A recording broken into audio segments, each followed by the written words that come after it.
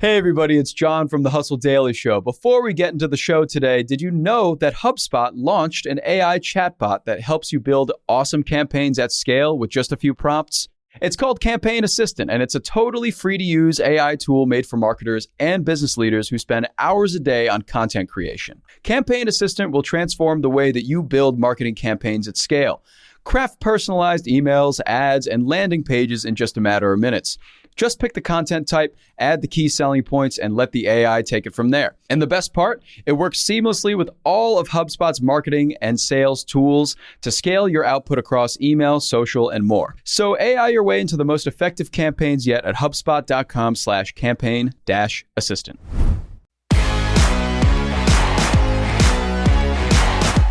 Howdy, folks. It is Thursday, June 29th. I'm Jacob Cohen here with Ben Berkley, and you are listening to The Hustle Daily Show. Today, Indiana Jones continues to break archaeology barriers on the big screen, but while real-life archaeology may not be like movies, it's getting more advanced by the minute, and it's tech that is bringing the big leaps. But before we get to any of that, let's talk about what else is happening in the world of business and tech. Let's get crack-a-lacking. All right, first off, OpenAI selected London for its first international office, citing the city's world-class talent. And my first thought here was just like that, we are one step closer to a sophisticated AI office robot named Sir Bottingham. Anyway, in other news, Joby Aviation, the company that wants to basically make the electric vertical takeoff and landing version of Uber, or the eVTOL version of Uber, saw its stock flying high yesterday after it got a permit to test fly its first electric flying taxi built on a production line. By the way, Joby's largest investor is none other than Toyota, which has invested around $400 million in the company. Moving along. Do you want to make augmented reality glasses a reality? I don't, says Google, according to reporting from Insider. The tech giant has reportedly killed off Iris, its augmented reality glasses project, after years of development, preferring now to focus on software to power other AR platforms rather than building some in-house hardware. Just want to add really quickly here, Jacob. This feels like a great call. As someone who's spent many years of my life not developing AR glasses, I just think they're really going to like not doing it. Life is it's just better when you're not making these products that people kind of don't really seem to want anyway. I agree with that. And they should know better than this, right? Google Glass was of this. So true. I guess they're learning their lesson more than once. Moving along, though, the Biden administration is reportedly looking to do some more chipping away at the competition, weighing further restrictions on AI chip exports to China as part of a strategy to limit the country's AI capabilities. And lastly, there's a new, entirely unholy condiment that will be available in 4 MLB ballparks next Tuesday, and that is Pepsi-infused ketchup, or ketchup. I don't know. Ketchup. Yeah, I mean, I've just been thinking about this concoction all day, and I don't fault them for going with that name. I don't see a whole lot of other ways you could go with it. Ketchup cola, pep chub, I don't know. So cola chup, sure. No matter what, it's just so unappetizing.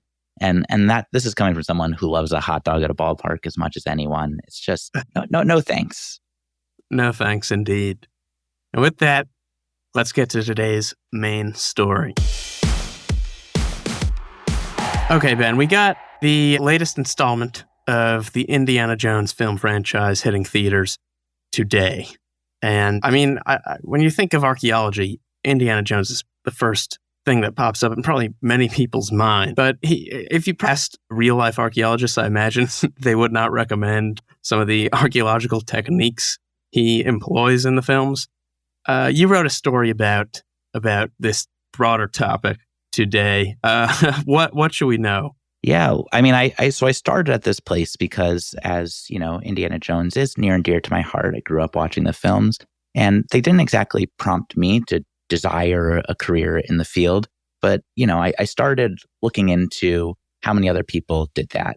And what I found was, that definitely got a lot of people into the field. And so I think that that's something that will always be part of the legacy of these films.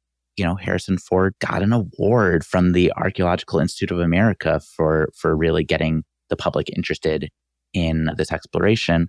But you're also kind of seeing, not surprisingly, a very dramatized version of what the work is actually like. I think actual field work, it seems like every article I read, archaeologists were kind of just like, yeah, that's not our world. Then I think that as they explain what their, really careful and tedious laboratory kind of work is really like, kind of makes sense why they didn't make that the movie. Seems like it wouldn't be a great movie. It's still a really interesting field, though. And I think that there's just a lot of really fascinating advancements happening all around archaeology. And, as much as we want to talk about Indiana Jones, I think it's just it's an entry point into a field that maybe we don't think about except for every decade when Lucasfilm rolls out a new installment. So That's true. Well, I assume the new tech does not have to do, I think, was it Kingdom of the Crystal Skull? There was UFO technology. I assume we're not there yet, but what are some of the latest tech advancements we're seeing in this field? Great question. And I would note it's very possible those advancements are here, just very classified still. So we'll skip those for today. But I think what was really interesting, and I found a lot of different examples, different machine learning applications going into, genomic dating to try to figure out kind of how to better date, long dead organisms. Really, really interesting stuff going on all around. The thing that really jumped out to me, and we're not going into every application of new technology in archaeology today because, people have things to do. But I think that what was really interesting is so much of the advancements being made in imaging, where this is a field that relied for so many years on going, say, if you're analyzing cave drawings, you're going to the field and you are making very, your best, most faithful version of a 2D sketch, and you're digitizing that and then you're trying to analyze it. We're so much further now. All these 3D imaging technologies are allowing archaeologists not only to build these really intricate 3D models of their discoveries, they're also helping them to discover artwork that was previously missed. There was a group in Australia that was analyzing ancient rock art and using an AI model, which was, I believe, 89% accurate at determining what was actually applied to rock versus what was just kind of bare rock surface. These things are so faded after so many years that you can't tell it's there. AI can. And similarly, a group going into caves in rural Alabama discovered North America's largest cave paintings because they use this really, state-of-the-art 3D imaging technology to identify these faint works that they had not seen before. There was another team that was working out of an Egyptian temple, and they were mapping ancient graffiti, and they had mentioned that the work that they were doing would typically take years, but now with some of this new technology, it's getting done in a matter of days. So it's really exciting to see what additional discoveries we'll be finding because people are spending more time out in the field and less time digitizing 2D sketches.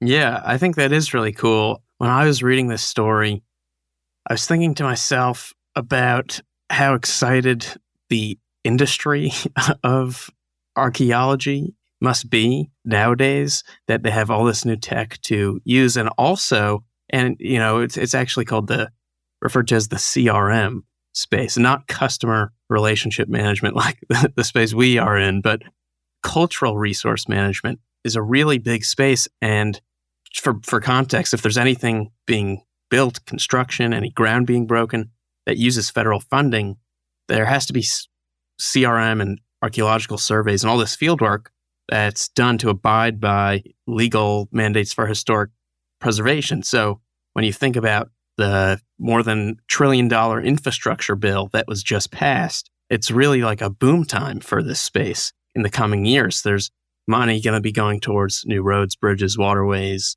solar and wind farms, offshore, chip factories, electric grids, other kinds of land development. And there's a lot there across archaeology, maritime archaeology, historic preservation, paleontology, construction compliance, education too, that will have to be done. And so actually the Society for American Archaeology estimates that annual spending on all this will increase from about $1.46 billion to $1.85 billion by 2031. And 11,000 jobs, they say, will also be created, the vast majority of which will go to archaeologists. So pretty cool time right now for a very, I guess, old industry, or an industry focused on old stuff. Yes. A lot of new stuff happening. Yeah, I think it's going to be really, I mean, you mentioned that they're going to be spending over $1 billion in this area in the next decade. Very interested to see, will that surpass the box office for Indiana Jones? Well, that's an interesting point. I think Harrison Ford probably hopes that the box office will surpass the annual spending on all of archaeology in the United States, but maybe not. Maybe he doesn't. I guess I would probably argue Harrison Ford, it seems like he's mostly just interested in flying his plane and trying very hard to not crash it. May he never do that. So, we'll see. We'll see what happens. And bada bing, bada boom. That's going to do it for us today. Thanks for tuning in to the Hustle Daily Show. We're a proud part of the HubSpot Podcast Network. Our editor today is Ezra Trupiano. Our executive producer is Darren Clarke. We've got a lot more tech and business coverage in our newsletter. If you're not subscribed, you can sign up at thehustle.co/email. Hope you have an awesome Thursday. Catch you tomorrow.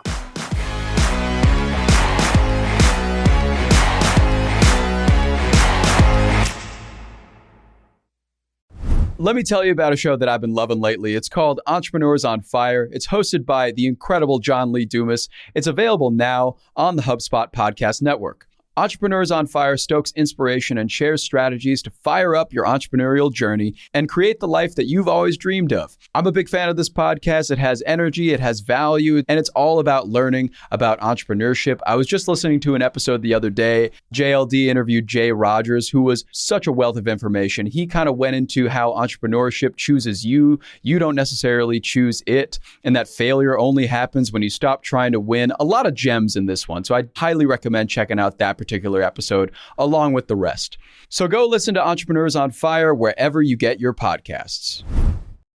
Hey guys, if you listen to the Hustle Daily Show on Google Podcasts, we want to let you know that the option will no longer be available pretty soon. Google is sunsetting its podcast app sometime in early 2024 in favor of YouTube Music, and we want to give you a heads up before it's too late, since that time's almost here. The Hustle Daily Show is available everywhere and anywhere that you listen to podcasts, like Apple Podcasts and Spotify. If you're using YouTube Music, we are there as well. If you're an Android fan, there are plenty of apps like Overcast, Pocket Casts, Player FM, and more. So just search for us wherever you decide to listen to your favorite podcasts.